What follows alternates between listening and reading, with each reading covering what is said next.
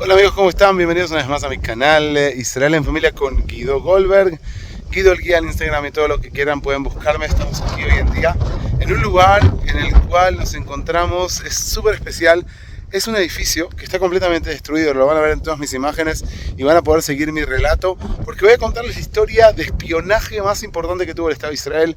Es la historia de, obviamente, nuestro querido espía, nuestro hombre en Damasco, nuestro querido Eli Cohen. Aquí estamos en el edificio en el cual Eli Cohen fue torturado y ahora les voy a contar qué más pasó. Atrás mío los molinos de viento modernos, las turbinas que fabrican electricidad eólica, y todo esto es para contarles la historia de nuestro querido Eli Cohen. Doy vuelta a la cámara para contarles que tras mío se encuentra el límite con Siria. Si voy para allá les muestro Israel, si hago así les muestro Siria.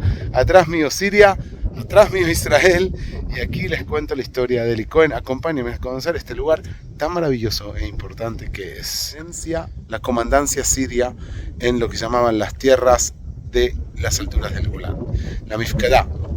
Acompáñenme.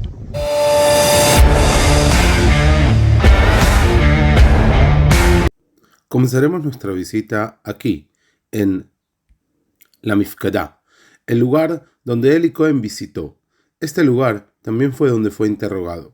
Vamos a conocer antes de esto un poco la historia de Eli Cohen. La comandancia en jefe se encuentra justamente en el límite entre Israel y Siria actual, del día de hoy. Y de aquí podemos ver y tener acceso tanto a Siria como a Israel. Y en algunos puntos también se puede ver de lejos Jordania y Líbano, depende cómo estemos ubicados. Antes del levantamiento del Estado de Israel, muchos países árabes se pusieron en contra del Estado de Israel, y por eso Israel tenía que buscar la forma de tener una delantera con respecto a los temas con los países árabes. Es por eso que trabajaba muy duro en los temas de inteligencia. Estos espías deberían ser árabes o deberían hablar el árabe perfectamente, además de poder tener toda la información y saber cómo comportarse dentro de la sociedad árabe. La familia de Eli Cohen vivió en Egipto. Él nació en Alejandría en el año 1924.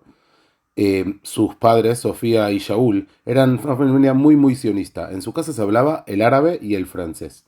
En este momento es cuando se crea el Estado de Israel y la familia decide irse a vivir a Israel, a hacer aliyá.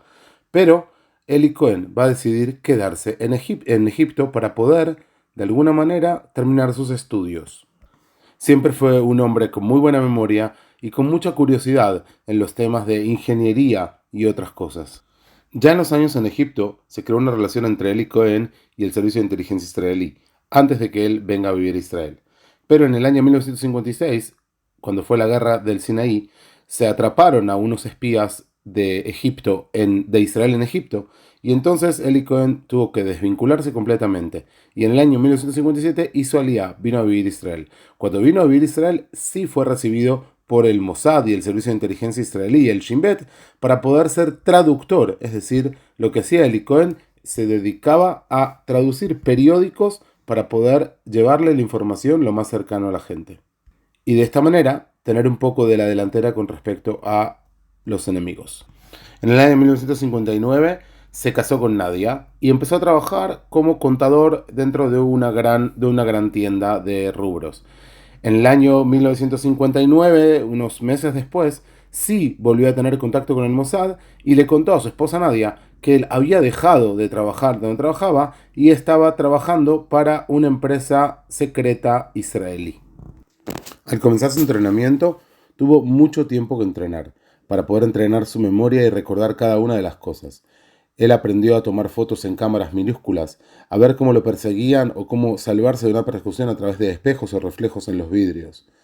Entre otras cosas, aprendió a descifrar códigos, a los enigmas y hasta trabajar en una pequeña máquina que se llamaba Hasidah, que era una pequeña máquina para poder usar el código Morse. Aprendió también a hacer copias de llaves usando chicle, abrir candados como vemos en las películas, con hebillas, y hablar sobre todo un idioma que es el árabe, pero con el acento correcto al lugar al cual él tenía que hacer su función, que es el árabe sirio. Cada árabe debemos tener en cuenta que tiene diferentes tipos de músicas o slangs, y él debería ser el slang correcto, de otra manera no le creerían. Para eso viajó a la Galilea, donde aprendió también el árabe sirio y también la cultura y la comida de los diferentes tipos de árabes sirios, dado que en la Galilea eran muy parecidos. También por esa razón se dejó crecer el bigote. A partir de ese momento empezó a usar el nombre Kamel Amin Sabet, que era el nombre que iba a ser hasta a partir de ese momento su nueva identidad, diciendo que sus padres eran sirios y que él no vivía en Siria, sino que trabajaba con sus tíos en Argentina, que eran personas de mucho dinero. En el año 1961, luego de que nace su primera hija, él viaja a Argentina y de esa manera incluirse y meterse dentro de la sociedad siria-argentina. Al tomar contacto con los sirios, recibió también de ellos diferentes cartas que lo acreditaban y le daban fe de que él era un buen hombre y que podían confiar en él. 8 meses estuvo Eli Cohen en Argentina, en el tiempo que su esposa se dedicaba a su hija. En el año 1962 y luego del entrenamiento ya estaba listo para pasar a Damasco.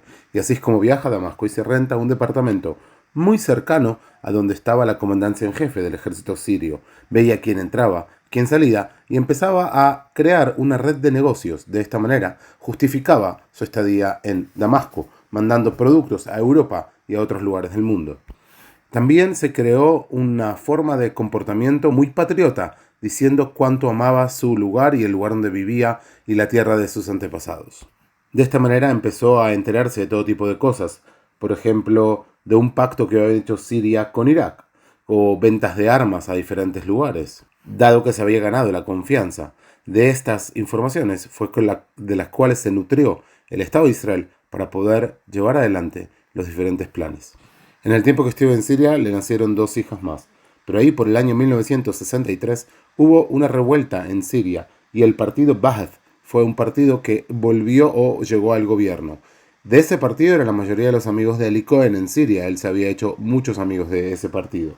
Y así fue como le empezaron a contar todavía más secretos y a conocer todavía más de todo esto.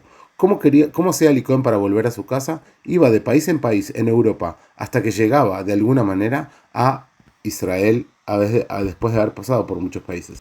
Una de las informaciones más importantes es sobre el tema del agua. La mayoría del agua de Israel viene del Kinneret, del mar de la Galilea. Y no solamente eso, llega al mar de la Galilea a través de diferentes ríos que vienen de las zonas de las alturas del Golán, que hasta el año 1907 estaban en manos de los sirios. Eli Cohen, hablando con un personaje muy extraño que se llama Mohammed bin Laden, sí, el papá de Osama bin Laden, en ese momento le cuenta cómo va a funcionar el tema de que van a tratar de parar todos los ríos que existen en la zona del Golán, en la zona de las alturas del Golán, para que el agua no llegue de ninguna manera a la zona de Israel. Eli Cohen entendió el programa y cómo iba a funcionar y pudo pasar la información a Israel para que Israel lo haga a través de la Fuerza Aérea, porque todas las zonas alrededores eran campos minados y de esta manera se salvó el agua de Israel. Como consecuencia de eso, los sirios quisieron bombardear los canales de agua israelíes. Pero ¿qué pasó? Eli Cohen transfirió esta información y de esta manera también pudieron hacerse cargo Israel de los canales de agua y que esto no pase. Fue tanto su éxito que hasta pensaron en ofrecerle ser el viceministro de seguridad de Siria. Pero de todas formas esto no pasó. Lo interesante es que le ofrecieron, o él se encontraba con mucha gente importante, que todo el tiempo los hacía hablar y le contaron, por ejemplo, de compras de aviones, o cómo ponían cañones o bombas apuntando a Israel, etcétera, etcétera. Dado esta condición, fue que Eli Cohen pudo visitar las alturas del Golán, que eran consideradas un territorio militar cerrado. Sus amistades hicieron que le abran las puertas, y cuando vino a las alturas del Golán, aquí en Israel, fue como pudo ver todo lo que estaba acá. Se sacó millones de fotos, y no por sacarse fotos con gente importante del gobierno sirio, sino por el hecho de poder de alguna manera mostrar y tener fotos para mandar a Israel. Esto es muy interesante, porque podemos ver fotos aquí que están puestas, que son sacadas de esa época. En las paredes de este edificio, ustedes pueden ver también el permiso especial que recibió Eli Cohen para poder visitar la zona de las alturas del Golán, en la cual se indica que él lo que vino a hacer en este lugar fue nada más y nada menos que bañarse en las aguas famosas termales de Hamat Gader. Además, le ofreció a los sirios que de alguna manera lo que tenían que hacer eran poner árboles de eucalipto. El eucalipto es un árbol que crece alto y rápido. Lo que no entendieron los sirios es que estos árboles marcarían los lugares donde están las bases militares de los sirios. Hay algunas personas que cuentan que esto es un mito y no una verdad. En octubre del año 1964, Eli Cohen visita Israel por última vez. Pero también en ese momento, el ejército sirio empieza a pensar que hay alguien que está pasando información, es decir, tenemos un espía, tenemos un intruso. No se sabe exactamente cómo Eli Cohen fue atrapado, pero todos pensamos que los sirios decidieron hacer un día de silencio total de transmisiones, y Eli Cohen no se enteró que ese día sería un día de silencio, y él hizo una transmisión. Y gracias a que los sirios tenían tecnología rusa para poder encontrar la transmisión, así es, parece, como encontraron a Eli Cohen. 24 de enero del año 1965. Agentes de seguridad del ejército sirio entran en la casa de Eli Cohen y le dicen: querido, game over, esto se ha acabado, sabemos quién eres. Entre otras cosas encontraron explosivos líquidos en botellas de jabón y también los diferentes tipos de transmisores que usaba Eli Cohen o los instrumentos para sacar fotografías. Y entonces se dieron cuenta que era un israelí y se volvieron locos. No podían entender cómo durante 3 años tuvieron un israelí que casi se convierte en viceministro de seguridad.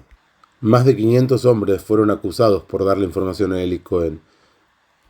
Más de 1000 mensajes fueron enviados durante los 3 años que Eli Cohen estuvo en Siria.